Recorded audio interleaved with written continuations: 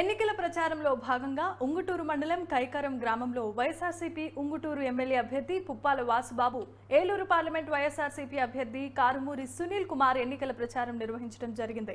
అంబేద్కర్ కాలనీలో doctor BR Ambedkar విగ్రహానికి నివాళులర్పించిన అనంతరం బాప్టిస్ట్ చర్చ్ పాస్టర్ డివి రత్నం ఆధ్వర్యంలో ఎమ్మెల్యే, ఎంపీ అభ్యర్థులను జగన్మోహన్ రెడ్డి ప్రభుత్వాన్ని ప్రజలు తిరిగి ఎన్నుకోవాల్సిందిగా ప్రత్యేకమైన ప్రార్థనలు నిర్వహించారు.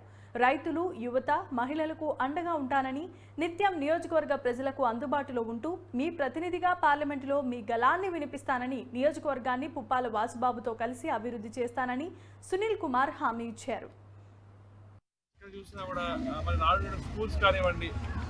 ముఖ్యంగా ఇది పేదలకి పెత్తందారులకి మధ్య జరుగుతున్న యుద్ధం కాబట్టి పెత్తందారులందరూ తెలుగుదేశం వైపు ఉన్నారు, పేదలందరూ జగన్మోహన్ రెడ్డి గారి వైపు ఉన్నారు. కాబట్టి తప్పకుండా ఈ గెలుపు జగన్మోహన్ రెడ్డి గారి గెలుపు.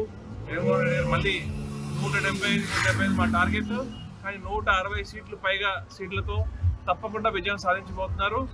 రేపు మళ్ళీ ప్రభుత్వంలో అన్ని సంక్షేమ పథకాలు ఇంకా గొప్పగా కొనసాగుతాయని తెలియజేసుకుంటున్నాను. సెలవు తీసుకుంటున్నాను.